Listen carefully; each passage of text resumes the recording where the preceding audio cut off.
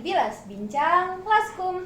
Hari ini kita akan bahas mengenai isu menarik tentang perempuan, tantangan yang dihadapinya, serta bagaimana sih cara perempuan untuk mempertahankan profesionalitasnya dalam dunia kerja.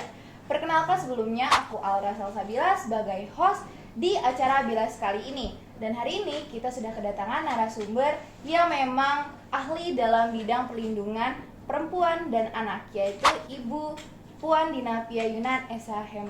Bagaimana Ibu kabarnya? Alhamdulillah baik, Alra. Alra gimana? Alhamdulillah Ibu baik. Oke, hari ini kita bakal ngebahas tentang ini Bu, isu perempuan yang kerap kali mendapatkan kekerasan seksual atau pelecehan seksual, khususnya di dunia kampus Ibu gitu. Nah, kira-kira apa sih Bu ciri-ciri perempuan yang mendapatkan pelecehan atau kekerasan seksual gitu? Pertama-tama kalau seandainya kita bicara soal kekerasan seksual di lingkungan perguruan tinggi, itu kekerasan seksual. Jadi sebetulnya bentuk kekerasan yang terjadi di lingkungan perguruan tinggi itu sekali lagi saya garis bawahi bukan hanya bicara soal kekerasan seksual. Ternyata banyak juga jenis kekerasan lain yang dialami oleh sivitas akademika di dunia kampus. Kalau tadi pertanyaannya Alra adalah berkenaan dengan ciri-ciri seseorang yang kemudian mendapatkan tindakan kekerasan seksual, sudah pasti mungkin saja bisa terlihat dari murungnya si korban di dalam lingkungan kampus, atau sekurang-kurangnya adalah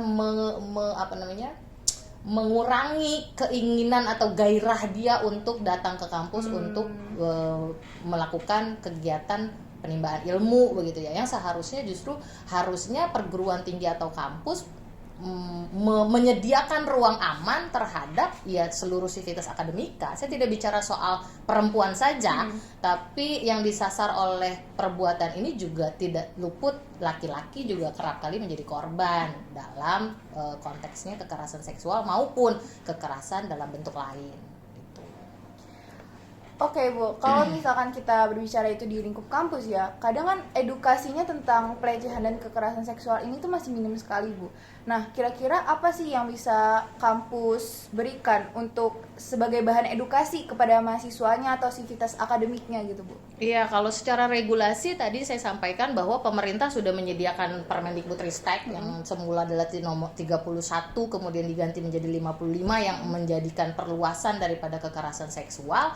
Kalau di lingkup universitas atau perguruan tinggi sendiri, dalam hal ini kita bicara soal UMJ karena kita adalah bagian daripada Sivitas Akademika Universitas Muhammadiyah Jakarta, maka sebetulnya rektor sudah mengeluarkan peraturan 918A terkait dengan pencegahan dan penanganan kekerasan seksual dan perundungan di lingkungan Universitas Muhammadiyah Jakarta.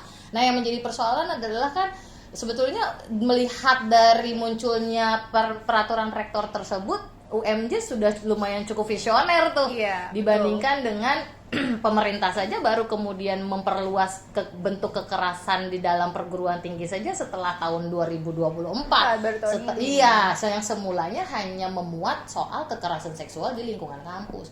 Tetapi sejak tahun 2021, rektor UMJ sudah mengeluarkan peraturan yang berkenaan dengan kekerasan seksual dan termasuk di dalamnya adalah perundungan.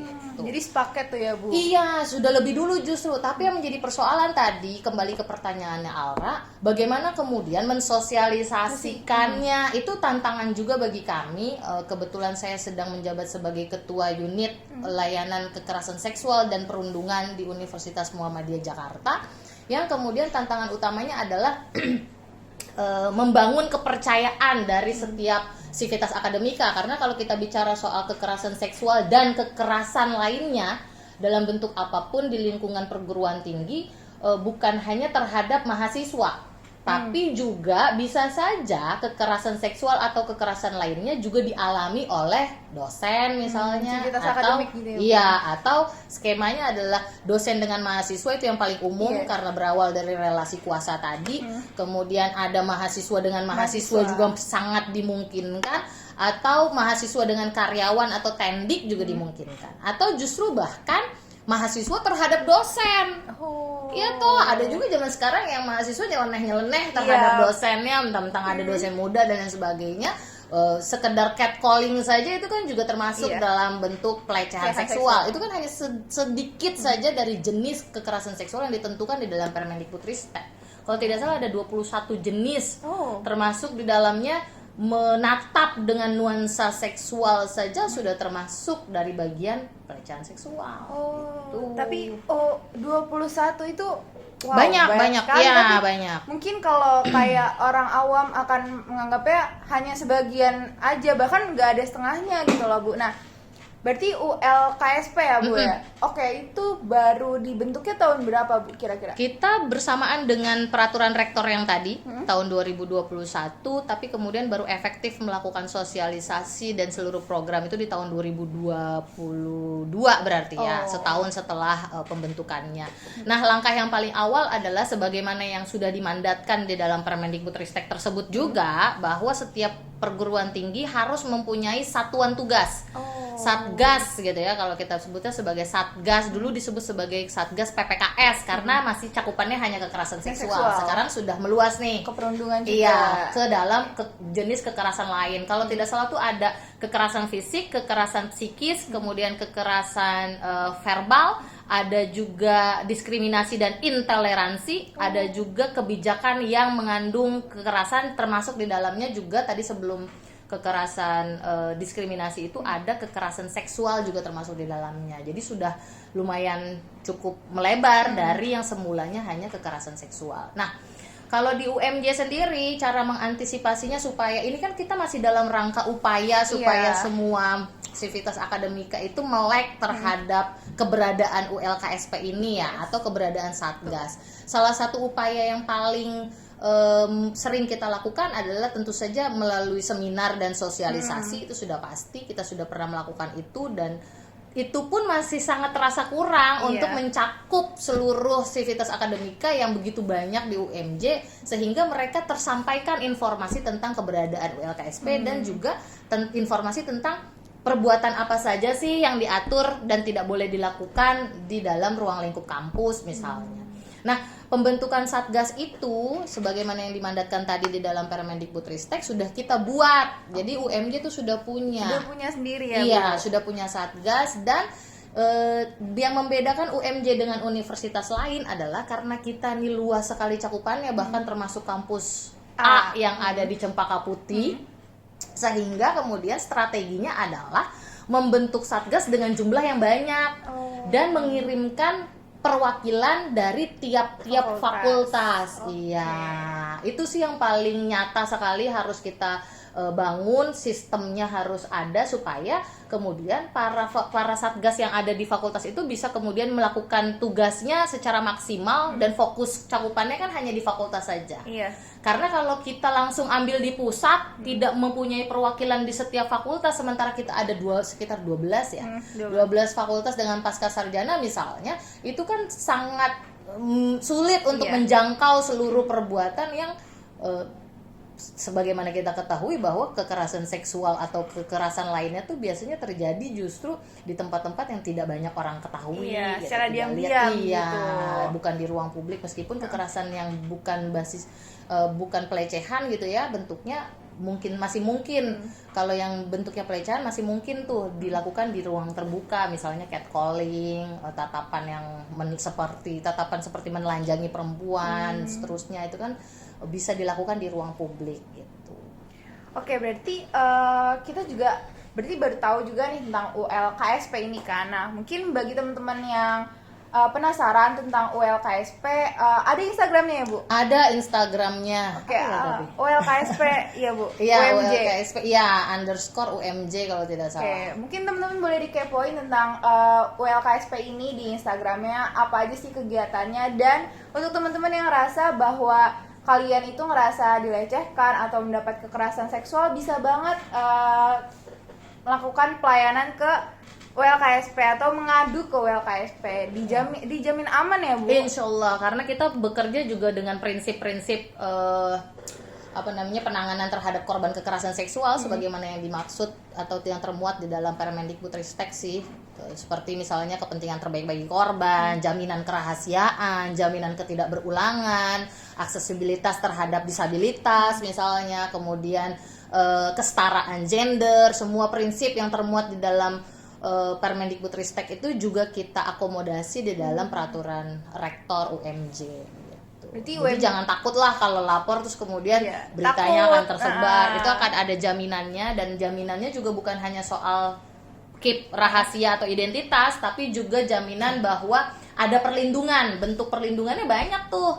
Misalnya kalau seandainya bentuknya adalah kekerasan fisik yang kemudian dia mendapatkan ancaman terhadap keselamatan jiwanya dia, kita bisa menyediakan perlindungan tersebut dengan misalnya meletakkan mereka di rumah-rumah aman, dengan bekerja sama dengan pihak luar, atau bahkan UMJ kan punya asrama dan lain sebagainya dengan penjagaan yang 24 jam. Mungkin kita bisa kemudian memberikan perlindungan dalam bentuk yang sesuai dengan kebutuhan korban. Oke, jadi jangan takut ya teman-teman kalau misalkan kalian merasakan hal-hal tersebut kayak pelecehan atau kekerasan seksual, bisa banget kalian datang ke ULKSP di UMJ. Itu tempatnya ada di mana, Bu? ULKSP itu? Kita kantornya di gedung BC lantai 2. Oh, Basina Center. Iya, gedung BC Center lantai 2. Nah, buat teman-teman kalau misalkan kalian merasakan hal-hal kayak tadi, bisa banget DM ya, Bu, atau mungkin ke kantornya di Basina Center lantai 2. Ada juga nomor WhatsApp sebetulnya, tapi nanti mungkin teman-teman bisa taruh di description box aja kali ya. Nomornya sih nggak hafal tuh kebetulan. Oke. Berlanjut nih Ibu, kita ke tadi kalau misalkan udah dibahas tentang kekerasan dan pelecehan seksual serta perundungan. Nah, kita kan juga mungkin sangat dekat sekali dengan dunia kerja ya Bu, tentang perempuan di dunia kerja, di lingkup kerja gitu. Nah, seringkali kita tuh melihat bahwa banyak sekali perempuan di lingkup kerja itu kayak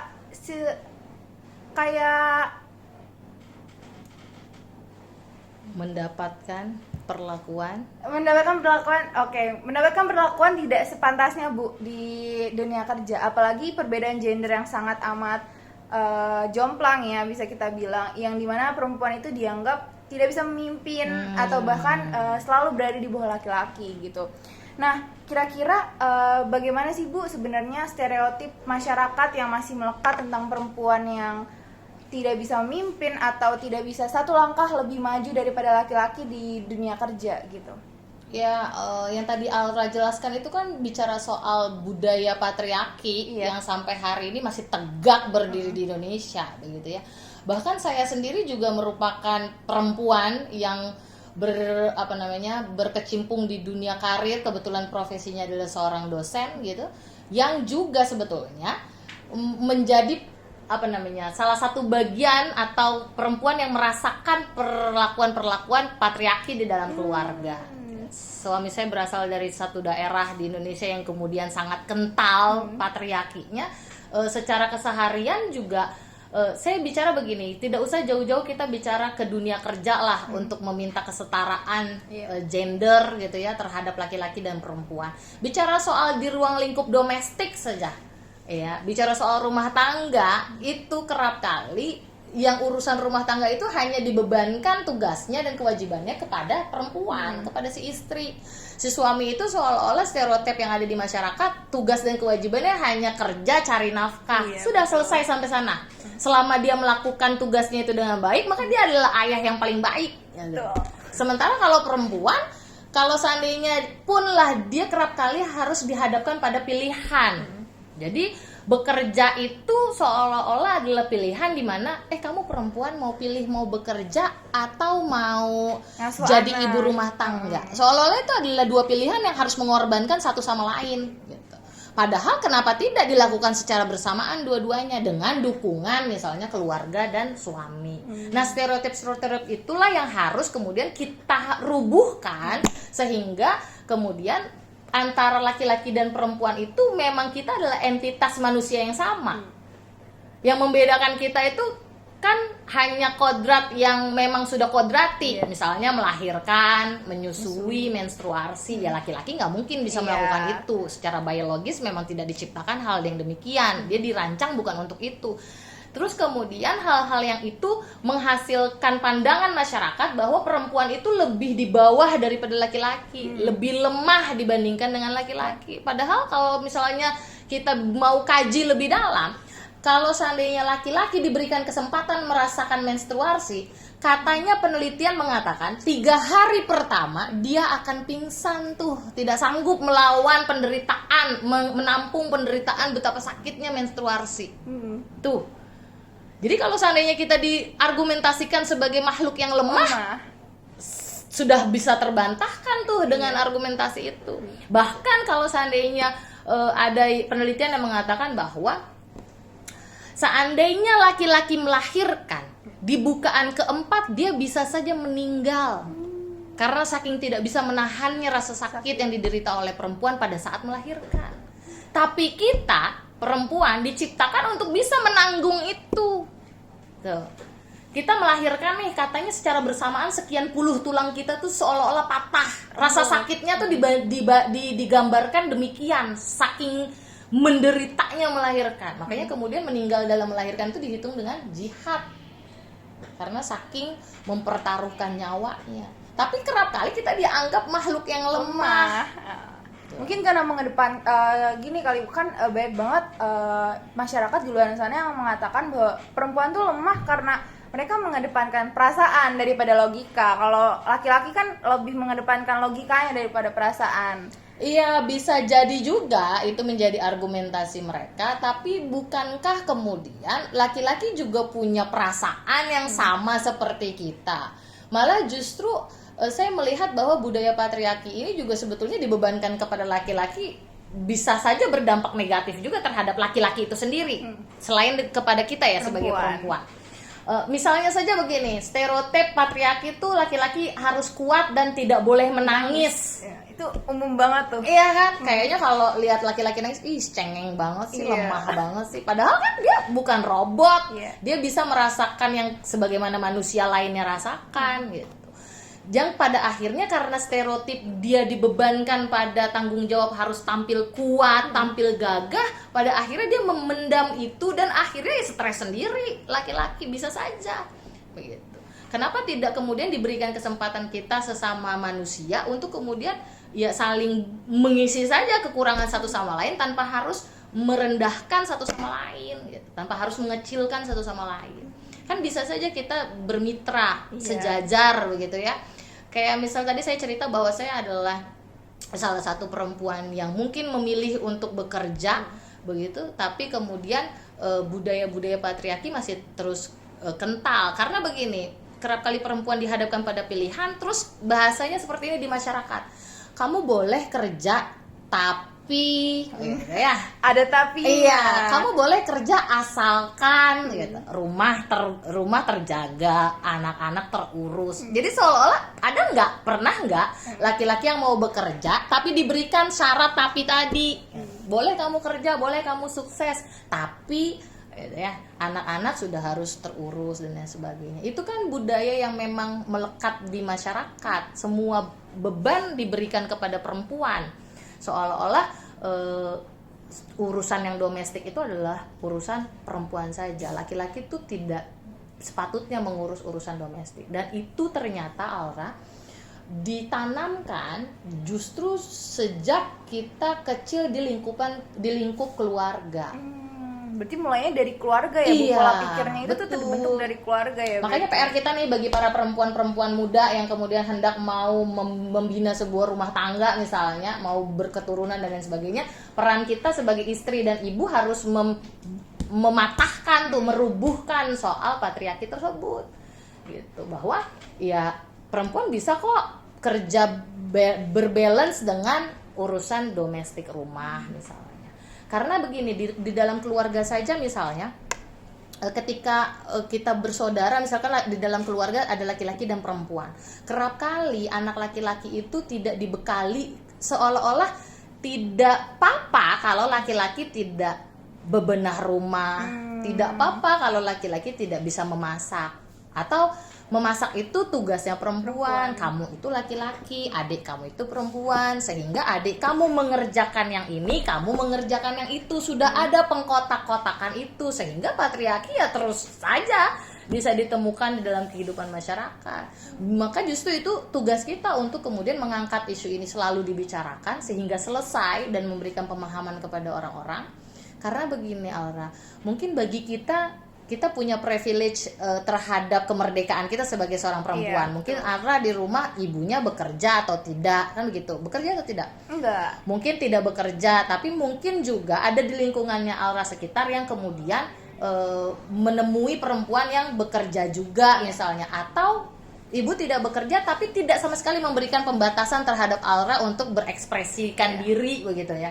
Artinya kita punya privilege lah untuk mendapatkan kebebasan dan kemerdekaan mengekspresikan diri kita. Tapi kan tadi sekali lagi kita sudah pernah ngobrol di sebelumnya bahwa dunia tidak berkutat pada Alra dan saya saja. Masih banyak perempuan-perempuan lain yang ada di bagian Indonesia lain yang tidak kemudian tersentuh pada penyampaian informasi ini, yang pada akhirnya mereka tuh di bawah alam sadarnya merasa bahwa oh iya saya ini perempuan, saya ini lemah, saya ini nggak boleh kerja, saya ini nggak boleh berdaya, saya ini cuma boleh di rumah, diam di rumah, ngurus anak dan lain sebagainya. Padahal bahkan peran menjadi IRT saja itu bisa sangat berdaya.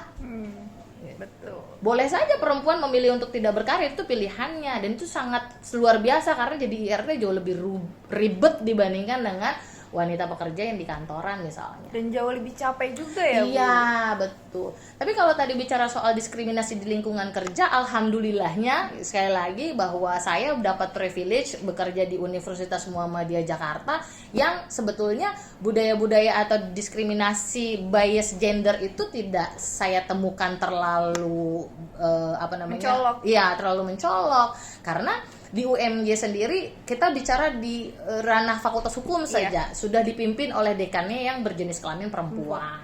Atau fakultas-fakultas lain yang juga banyak dipimpin oleh perempuan-perempuan hebat begitu. Jadi artinya terpatahkan juga soal perempuan tuh nggak bisa mimpin karena dia terlalu emosional.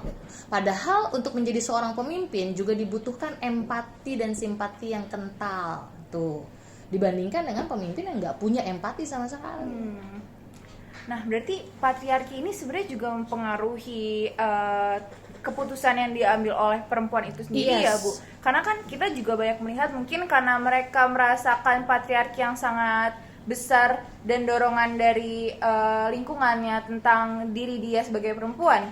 Kita kerap kali menemukan perempuan-perempuan yang sudah mengalami kekerasan, entah itu di lingkungannya, di rumah, ataupun mungkin di sekolah, di kampus, atau di kantor, yang dimana dia nggak bisa akhirnya menyuarakan itu gitu kan. Nah, kira-kira ada nggak sih, Bu, cara biar perempuan yang merasa seperti itu, yang merasa tidak berdaya dan tidak punya siapa-siapa karena merasa sendirian itu tuh bisa untuk speak up atau setidaknya merasa punya teman dan merasa bahwa apa yang dia alami itu salah dan memang harus dilawan gitu.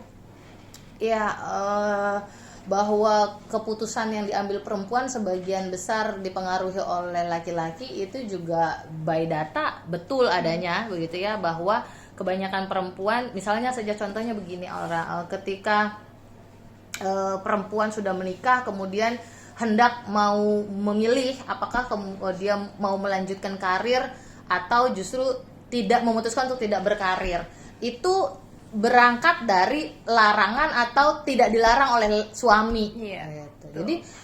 Jadi keputusan yang diambil juga bukan merdeka dia yang ambil keputusan. Saya tidak mengatakan bahwa menjadi ibu rumah tangga itu tidak baik, sangat baik sekali, tapi asalkan keputusannya memang diambil secara sadar dan merdeka oleh dia sendiri, bukan dari tekanan kamu kan udah jadi istri saya mampu kok membiayai kamu dan seterusnya, maka kamu nggak boleh kerja gitu. Jadi nggak boleh kerja gitu.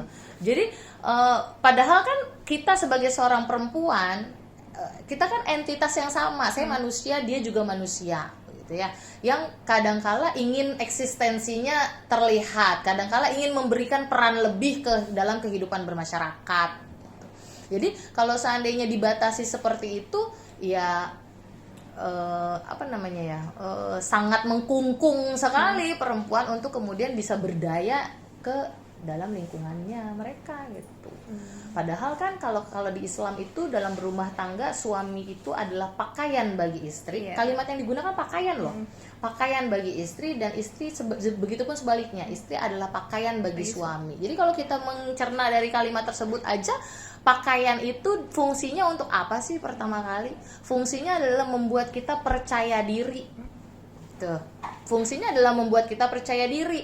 Maka sudah sepatutnya si istri membantu suami agar kepercayaan dirinya keluar. Begitupun sebaliknya, bukan justru malah ditekan gitu ya, dibebankan untuk nggak usah gitu ya. Soalnya udah ngapain sih perempuan tuh di rumah nggak bisa apa-apa gitu. Nah itu tuh yang harus kemudian kita sadarkan ke perempuan-perempuan lain yang tadi yang tidak seberuntung kita, mungkin tidak mendapatkan kesempatan seberuntung kita untuk kemudian mereka bisa mendapatkan informasi ini.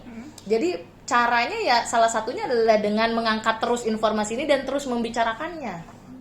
Supaya apa? Supaya informasi yang masif itu bisa sampai kepada mereka-mereka yang belum tersampaikan informasinya.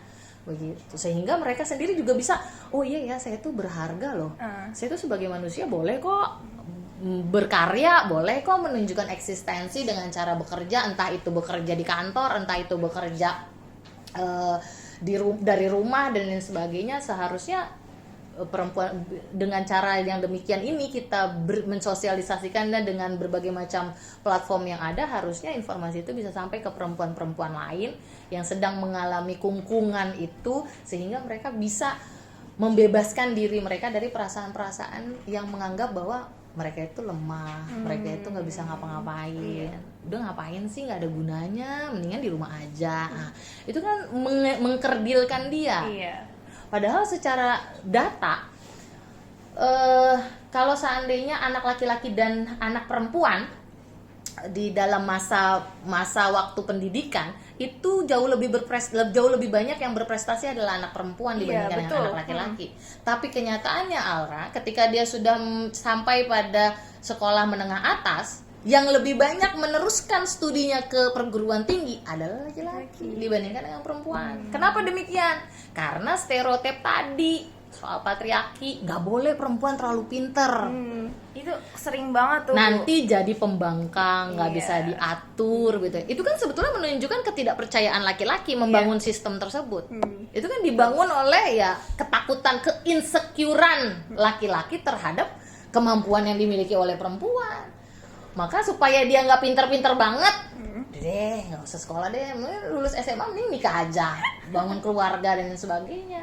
Itu kan menunjukkan bahwa ada kecemburuan dari laki-laki terhadap kita yang perempuan, sehingga sistemnya dibangun seolah-olah perempuan tuh diredam aja lah. Itu yang bahaya dan harus kita bongkar memang. Dan ada juga stereotip yang mengatakan bahwa kayak ngapain sih perempuan sekolah tinggi-tinggi, toh ujung-ujungnya juga di dapur. Betul. Gitu kan Bu. Nah mungkin kita bisa dari Ibu sendiri mungkin bisa memberikan motivasi kepada perempuan di luar sana yang khususnya mungkin anak-anak SMA atau yang masih kuliah nih S1 yang mau melanjutkan studinya ke S2 atau S3 mungkin, yang masih bimbang atau ragu karena merasa bahwa banyak stereotip itu yang kayak mengatakan ujung-ujungnya ilmunya nggak kepake, ujung-ujungnya cuma buat ngurus anak dan rumah gitu. Nah, coba Ibu apa punya motivasi untuk hal itu gitu? Ya, justru malah sebaiknya kita sebagai seorang perempuan menyadari betul bahwa peran kita itu sangat luar biasa mendasarnya terhadap pembangunan atau membentuk generasi emas itu tadi. Kenapa? Karena yang dikatakan ibu sebagai madrasah pertama itu betul adanya, sehingga kalau dia adalah madrasah pertama, kalau dia adalah sekolah pertama, bahkan menimba ilmu setinggi-tingginya bagi perempuan, tidak pernah ada ruginya sedikit pun. Bahkan justru sangat bermanfaat ketika nanti menjadi perbekalan para perempuan untuk kemudian bisa menjadi madrasah pertama yang sangat baik, sangat siap, sangat kompeten dalam membentuk generasi-generasi berikutnya. Jadi jangan kemudian patah semangat untuk kemudian mengatakan ngapain sekolah tinggi-tinggi, nanti juga ujung-ujungnya di rumah. Justru itu, ujung-ujungnya di rumah adalah untuk mencetak generasi berikutnya yang jauh lebih baik daripada generasi kita. Itu peran kita sebagai perempuan, sebagai pembuka pintu peradaban. Tuh. Karena dari kita sekolah pertama membentuk anak-anak, kemudian anak-anak akan tumbuh dengan baik, dengan didikan yang bagus, dengan pola asuh yang bagus. Kan pola asuh dan didikan yang baik baru akan bisa tercipta ketika si ibunya terbekali dengan ilmu-ilmu pengetahuan tersebut. Kira-kira gitu, Alra. Oke, baik. Berarti kita juga sesama perempuan harus saling mensupport ya, Bu. Betul. Biar kan ada juga perempuan-perempuan di luar sana yang malah justru mematahkan semangat perempuan lain gitu, dan malah memberikan hinaan atau bahkan ejekan ke sesama perempuan gitu, yang mengatakan bahwa sekolah tinggi itu hanya untuk privilege anak-anak yang memang mempunyai uang, dan sekolah tinggi itu juga hanya untuk orang-orang yang mampu dan memang hanya untuk laki-laki gitu.